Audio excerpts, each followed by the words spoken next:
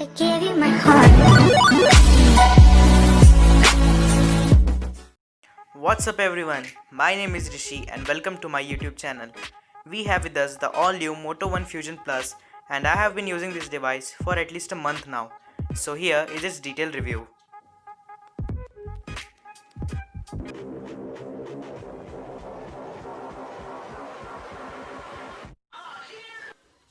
On this device, you get a 6.5-inch IPS LCD panel which is HDR10 certified. Okay, now, still being an IPS panel, the display does not let you down. I used this phone to watch many videos and the feel was really good. Also, the colors were on point because of the HDR10 certification. The device features no notch, which gives a seamless and a non-obstructing experience. The display is also bright and it did not lose any color outdoors. As for the rating of its display, I give it a rating of 4 out of 5. I did not give it a solid 5 rating because of two reasons. First, brightness was only good above 50%. And second, AMOLED is still better than IPS panels.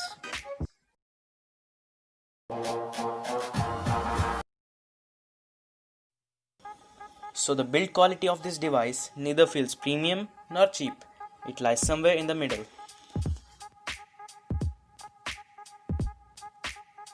In the past, I have used some Motorola devices and they are quite durable. But still, I recommend using a back cover and a screen guard as it has a plastic back which can easily get scratched. The device does not feel that heavy and you will get used to it within a couple of days. The pop-up camera also feels durable. I would give its build quality a rating of 3.5.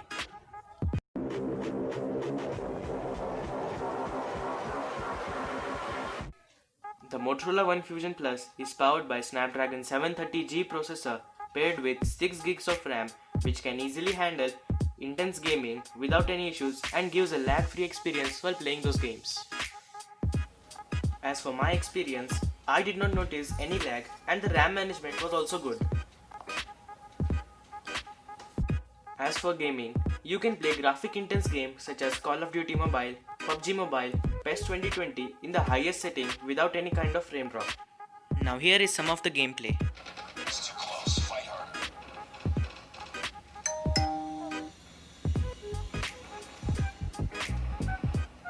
Contact with enemy.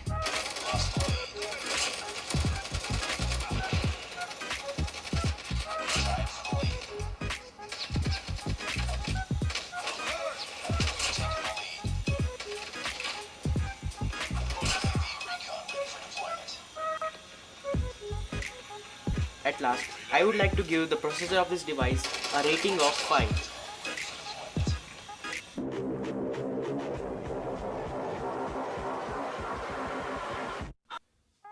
This device comes with a humongous battery of 5000 mAh which will easily last you a whole day. As for my usage, it gave me nearly 10 hours of screen on time. It also comes with an 18W turbocharger and with my testing, it takes about 30 to 45 minutes to charge about 70% and then nearly 40 minutes for 100%.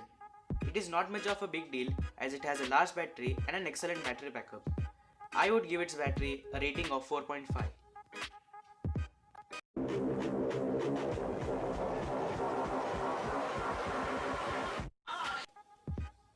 The best thing I like about the device is its user experience. It is the only phone within the price segment that offers near stock Android UI. The interface feels clean and smooth. It has a 60Hz refresh rate, but due to the stock Android, it actually feels like a 90Hz one.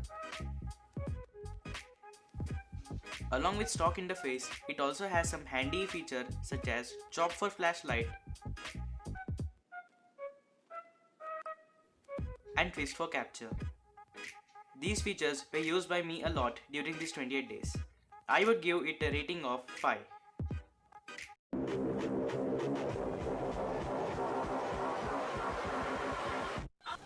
The cameras of this device are really good. The photos taken were really sharp. The selfie camera was also good and realistic.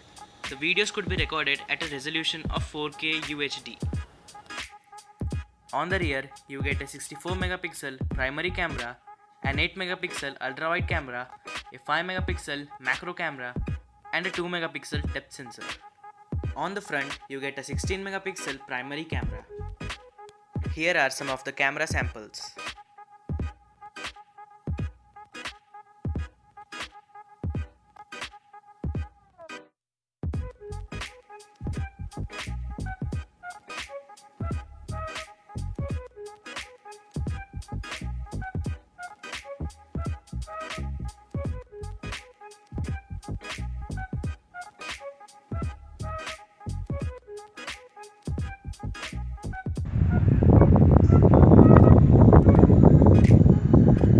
I would like to give the camera of this device a rating of 4 stars.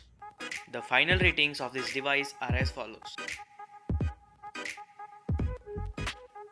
In the end, I would like to say that Motorola has done a fantastic job with this device, and it even might be the best phone in the price range. After using this device for over a month now, I recommend you this device as it fulfills all the requirements required by a user. That's it from me here, and remember to be safe and be a techie.